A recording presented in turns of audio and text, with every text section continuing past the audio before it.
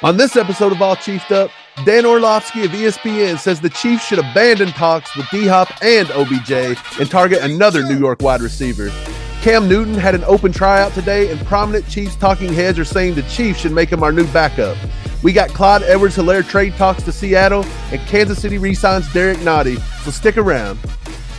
What's happening, Chiefs Kingdom? Welcome back to All Chiefed Up. ESPN analyst, good old Dan Orlovsky. He seems to think that the Chiefs should abandon all trade talks with DeAndre Hopkins and Odell Beckham Jr. because there's a better option, another New York wide receiver. Mike, you want to talk about Elijah Moore? Yeah, he's talking about Elijah Moore, 5'10", 178. He was the second-round pick number 34 for the Jets a few years back. He had 90 receptions, 984 yards, and 6 touchdowns in his 2 years with New York. He actually wanted out of the New York organization last year. He requested a trade. He wasn't happy there. To be honest, he had Joe Flacco throwing him the ball. He's got Zach Wilson. It's not fun. He does have Aaron Rodgers coming in.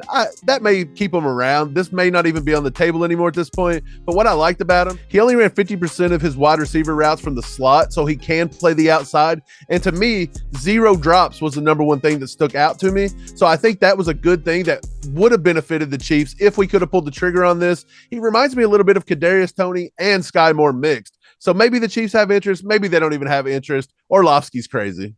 It is a perfect target if you look at Brett Veach's past, where he takes these guys that were drafted in the first or second round and haven't worked out that well so far in the NFL and gives them another shot with Andy Reid and Patrick Mahomes in this offense. Coming out of college, everybody was really high on Elijah Moore. Actually, during the combine before the 2021 draft, he graded out at a 90 production score, 3rd in all wide receivers, an 86 athleticism score, 5th in all wide receivers, and a total score of 89, which made him the 4th wide receiver on the board there. They seem to think that he could be a great starter within the first 2 years of his career, and they actually comped him to Antonio Brown.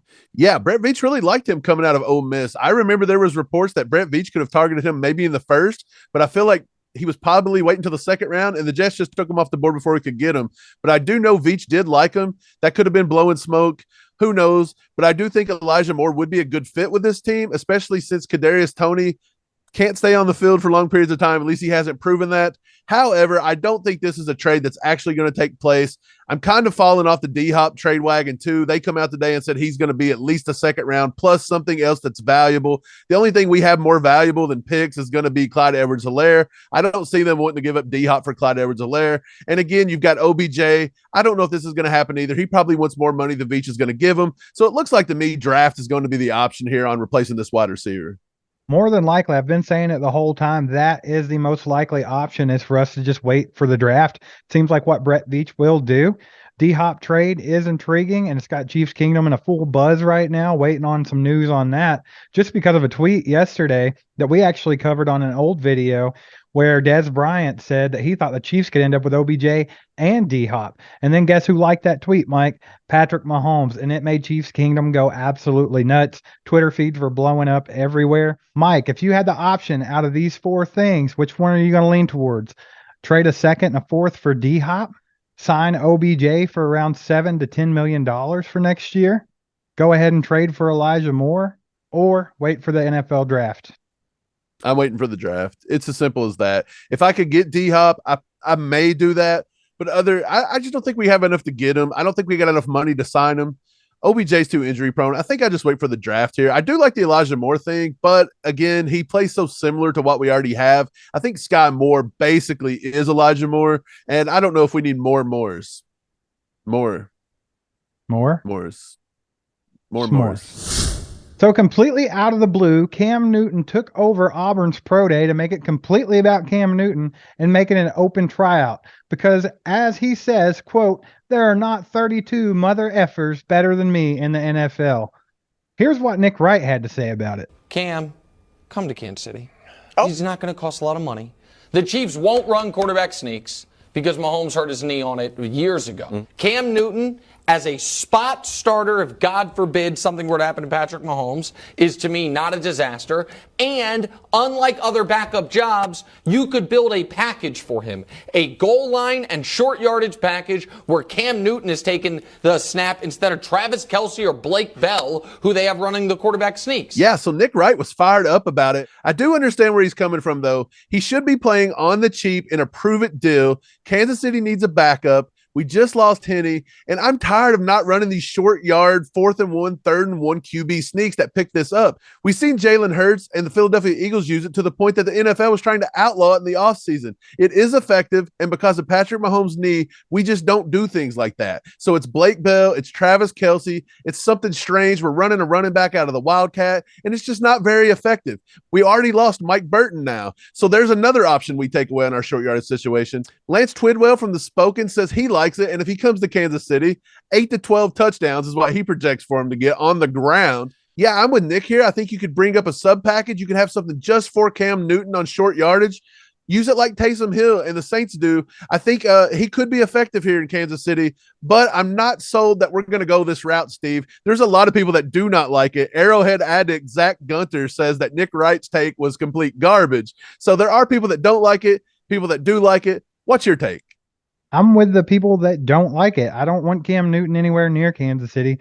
I don't like his attitude. I don't like the way he talks. And obviously, he has no interest in being a backup. He thinks he's better than somebody out there in the NFL. He thinks he's better than half of the starting quarterbacks. I don't think he wants to be a backup. I don't think he'll be a team player. I think he's going to be a distraction. And I don't think what little production we would get from him would be worth all of the trouble. Yeah, I don't think he signs for a small contract either. I think Nick Wright's a little off there. I think his ego's so big that he's not signing for something small. And I really don't want to see what he's wearing every game day either, because he dresses like an old lady and it's gross. Disgusting. So Bleacher Report come out with a story today where they said Jeremy Fowler from ESPN said that teams were looking at Clyde Edwards-Helaire. It's possible the Chiefs may move him in the offseason, Steve, and they're saying that the Seattle Seahawks would be a great landing spot for Clyde Edwards-Helaire. What do you think about that? I think I know why they're saying that Seattle would be a great landing spot for Clyde Edwards-Helaire, because that's been the home of mediocre running backs for the last 10 years. They like to run by committee, and it seems like their starters always hurt. Back when they had Chris Carson, he was always out, and you had to look at other guys like Rashad Penny and whoever else they had in the backfield. And then now they have a good running back with Kenneth Walker, but he was hurt half of last year. So guess what? They needed some other guys. I think Clyde fits right in there in Seattle, so I understand that completely. So I was taking a look to see about what we could get out of Clyde. They said a late round pick. So I went digging through some stuff. On November 1st, 2022, Miami actually acquired Jeff Wilson from San Diego for a 2023 fifth round pick. The Colts actually on the same day traded Nyheim Hines for Zach Moss and the Bills, and they also got a 2023 fifth round pick.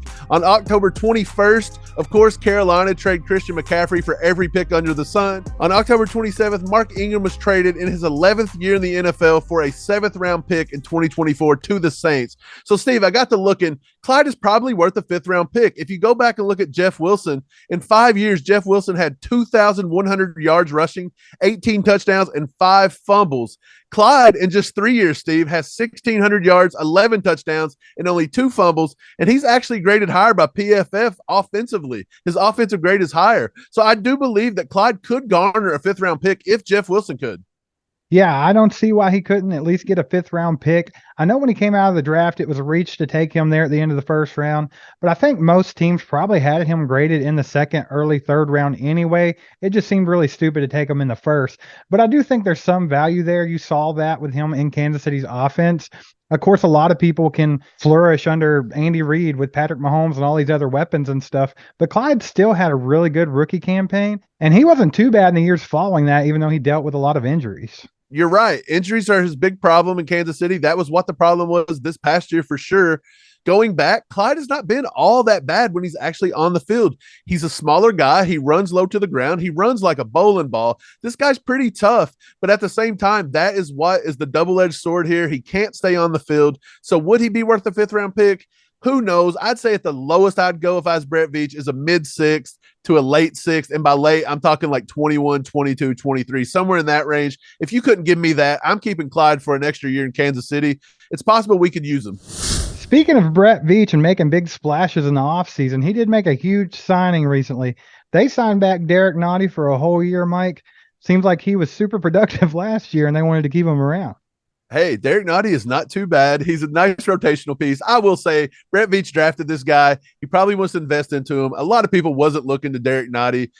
He's just a big guy. He only really helps with run support, but he did get after the quarterback a few times last year. I think he had 5 pressures maybe. But yeah, he's a rotational piece. We kind of need that in the middle here in Kansas City. Our defensive line is dwindling. It makes sense to bring back a guy like this. Let him come back, prove himself a little bit.